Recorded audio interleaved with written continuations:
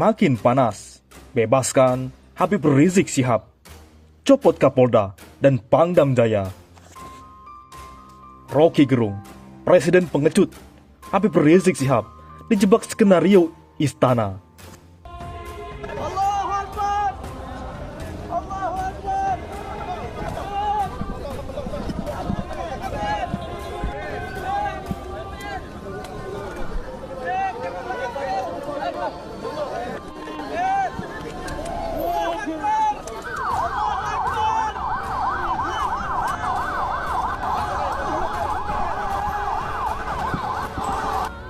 Assalamualaikum warahmatullahi wabarakatuh. Kami umat Islam Kalimantan Barat pada hari ini menyatakan sikap kalau sampai Imam Besar Kamil Habib Muhammad Rizik bin Hussein Syihab ditangkap di Polda Metro Jaya. Islam Banten menyatakan apabila Imam Besar umat Islam Habib Muhammad Rizik bin Hussein Syihab ditahan, kami umat Islam Lampung siap menyerahkan diri ke Polda Metro Jaya apabila Imam Besar umat Islam Indonesia Habib Rizik bin Hussein bin Syihab ditahan. apapun yang terjadi ke depan, umat Islam tetap harus bersatu. Umat Islam tidak boleh pecah lagi. Umat Islam tidak boleh bercerai-berai lagi. Jadi kita mesti berjuang karena Allah, bukan karena Habib, karena Ustadz atau karena Kiai. Enggak. Kalau kita berjuang karena Habib, Habib ditumbang, bubar semua. Kalau kita berjuang karena Kiai, Kiai ditumbang, bubar semua. Tapi kalau kita berjuang karena Allah, Allah tidak bakal pernah tumbang. La haula wa la quwata. Atas nama apa kamu jahat kepada rakyatmu? Apa alasan sejarahmu? Lah ini Indonesia ini kamu itu menderita apa? Sehingga kamu kejamnya begitu rupa kepada rakyat. Jakarta 13 Desember 2020 pukul 1.38 waktu Indonesia Barat dari Petamburan menuju Polda. Habib Rizik Syihab resmi ditahan, tangannya diborgol. Anak buah Prabowo. Kini kita bisa lihat dengan terang benderang siapa yang adil, siapa yang zolim, siapa yang beradab, siapa yang biadab, siapa yang cinta damai, siapa yang cari keributan, siapa yang arogan, siapa yang rendah hati, siapa yang berjuang untuk umat, rakyat, dan siapa yang berkhianat. Telah ada pembeda di antara kita, kata Fadlizon. Dijebloskan ketahanan Habib Rizik, Allahu Akbar, perjuangan jalan terus. Imam Besar FPI Muhammad Rizik Syihab atau Habib Rizik resmi ditahan kepolisian. Pada Minggu dini hari 13 Desember 2020 setelah diperiksa sejak Sabtu 12 Desember pagi, Habib Rizik yang dipakaikan baju orange, kas tahanan dan diborgol, digiring polisi ke dalam mobil tahanan dari dalam gedung Direktorat Reskrim Polda Metro Jaya Jakarta. Sebelum masuk ke dalam rutan, sang imam besar sempat menyampaikan pernyataan singkat. Menurut dia, perjuangan akan terus berjalan dan dia minta agar tidak ada lagi diskriminasi hukum. Ahlan wa sahlan. Allahu Akbar. Perjuangan jalan terus. Stop diskriminasi hukum. Singkat Habib Rizik Syihab. Suara takbir menggema saat Habib Rizik diborgol dan dibawa ke mobil tahanan. Habib Rizik digiring ke rutan Polda Metro Jaya dengan kondisi tangan diborgol. Seorang perempuan simpatisan Habib Rizik histeris melihat Habib Rizik diborgol. Beberapa di antaranya meneriakkan takbir.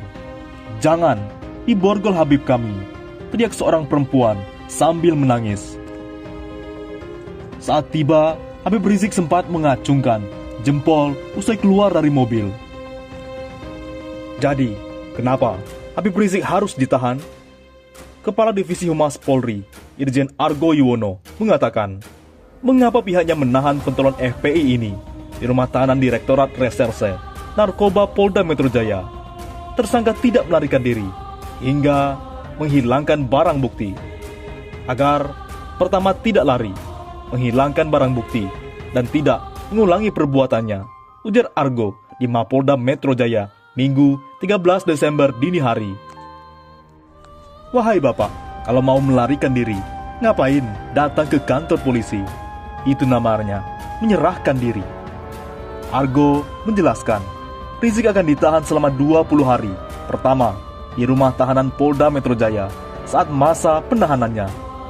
Selain itu, menurut Argo, sebelum ditahan dan menjalani pemeriksaan, Habib Rizik dicecar sebanyak 84 pertanyaan oleh penyidik. Oleh karena itu, Habib Rizik ditahan di Polda Metro. Sejumlah massa padati Petamburan, belum lagi yang di daerah-daerah, sudah bereaksi. Berdasarkan video yang beredar di Twitter, Minggu 13 Desember dini hari, sejumlah massa memadati di Jalan Petamburan 3 Tanah Abang, Jakarta Pusat saat mendengar Habib Rizik ditahan Polda Metro Jaya. Petamburan bergerak nih, ayo, kata seorang pria yang merekam video tersebut. Bebaskan Habib Rizik Syihab, karena dia tak pantas dipidana. Pakar hukum tata negara Yusril Izzah Mahendra menyatakan, masyarakat yang melanggar pembatasan sosial berskala besar PSBB tentang virus corona tidak bisa dipidana.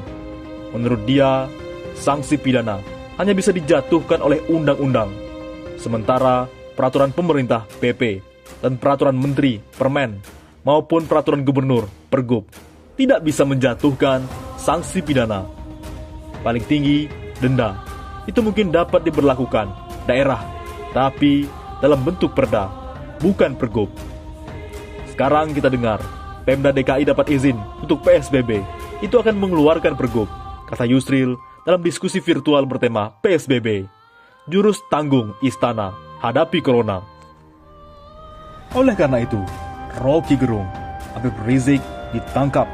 Semua sudah didesain Istana, dijebak ke dalam skenario. Pengamat politik Rocky Gerung menyampaikan analisa terkait hubungan Istana dan kasus Habib Rizik. Dia menilai hal ini sudah diatur oleh pihak Istana. Seperti diketahui, Rizik Syihab akhirnya ditetapkan sebagai tersangka atas penyebab kerumunan beberapa waktu lalu. Selain itu, 6 anggota Laskar FPI yang tewas menjadi runtutan peristiwa yang menghubungkan Habib Rizik. Menurut Rocky, publik berhak menuntut agar peristiwa itu dapat diurai sedetail-detailnya. Hal itu dia ungkapkan. Rocky menganalisa bahwa Istana seolah menginginkan Rizik sebagai tersangka. Menurutnya, penangkapan Rizik sudah diatur oleh pihak Istana. Upaya bekuk Habib Rizik memang desain Istana. Terlihat dari mereka yang berkumpul. Sejak Habib Rizik datang, terus dipantau teleponnya, dipantau WA-nya, untuk dijebak ke dalam skenario Habib Rizik, ujarnya. Dan ini bukan dilakukan pada kesalahan negara lain, seperti kasus kemanusiaan, korupsi, dan segala macam. Dia seolah terus diintai untuk dicelakakan, tambahnya. Rocky Gerung, Presiden pengecut. Pidato Presiden tidak mengucapkan satu kata pun. Apa dia nggak punya TV? Apa dia tidak membaca koran? Apa dia tidak punya pembisik? Apa dia tidak punya kemampuan untuk menghadapi masyarakat sipil? Karena masyarakat sipil lagi marah soal HAM. Ini namanya Presiden pengecut namanya itu. Hanya itu kesimpulan saya. Oleh karena itu, pulihkan citra Polri dan TNI dengan copot Kapolda dan Pangdam Jaya. Sebagaimana mudahnya mencopot Kapolda Metro Irjen Pol Nana Sujana, maka mudah pula untuk mencopot Irjen Pol Fadil Imron. Terlalu riskan bagi citra Polri dengan mempertahankan Fadil Imron. Sikap arogansi dan kurang mampu berdiplomasi tidak cocok untuk memimpin Polri yang berstatus pengayom masyarakat. Menangani kasus Habib Rizik saja belepotan. Penembakan yang menyebabkan tewasnya 6 anggota FPI akan menjadi masalah besar yang merugikan nama baik instansi kepolisian. Kepolisian akan menjadi bulan-bulanan publik. Apalagi jika tidak terbuka dan kooperatif dalam menjalankan tugas Komnas HAM untuk Komisi Pencari Fakta Independen jika kelak lembaga ini dibentuk. Begitu juga dengan Pangdam Jaya, Majen TNI Dudung Abdul Rahman yang offside, keluar dari garis kewenangan dan kewibawaan sebagai Panglima Daerah. Menurunkan baliho yang menjadi tugas Satpol PP dan ikut konferensi pers Kapolda soal pembunuhan 6 anggota FPI oleh aparat kepolisian sangat merontokkan wibawa TNI. Mendukung kerja aparat kepolisian bukan dengan cara TNI harus pasang badan. Mengingat kedua pejabat di lingkungan kepolisian dan TNI ini berada dalam situasi kontroversi, maka memaksakan keduanya berada di barisan depan, berhadapan dengan opini dan aspirasi rakyat sangat berisiko bagi institusi. Langkah bijak adalah dengan menempatkan pejabat baru yang lebih komunikatif dan humanis untuk membangun harmoni hingga simpati publik dapat diraih kembali. Ditariknya kasus penembakan 6 anggota FPI ke Mabes Polri itu pertanda pengakuan akan kelemahan Kapolda Metro dalam menangani. Tidak bisa tidak, polisi menembak ke 6 anggota FPI haruslah diperiksa. Segera umumkan siapa saja pelaku penyiksaan dan penembakan tersebut demi kebaikan instansi kepolisian. Perbuatannya membunuh dalam kasus penguntitan seperti ini tidak dapat dibenarkan. Ini termasuk pelanggaran HAM berat. Kebersamaan Kapolda dan Pangdam semestinya proporsional sejalan dengan ketentuan perundang-undangan yang memisahkan keduanya.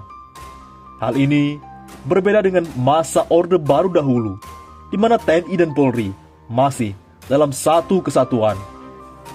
Karenanya, wajar jika ternyata publik mempermasalahkan hadirnya Pangdam dalam konferensi pers kasus yang sedang ditangani oleh pihak kepolisian. Pemulihan citra harus dimulai dari pencopotan Kapolda Metro Jaya dan Pangdam Jaya. Pemimpin yang sudah kehilangan wisdom sepatutnya diganti. Pejabat baru yang tidak terlibat akan lebih leluasa dalam menangani dan mencari solusi. Polri dan TNI adalah milik seluruh rakyat dan bangsa, bukan menjadi alat kepentingan pemegang kekuasaan kontemporer. Bebaskan Habib Rizik Syihab. Bagaimana menurut pendapat Anda?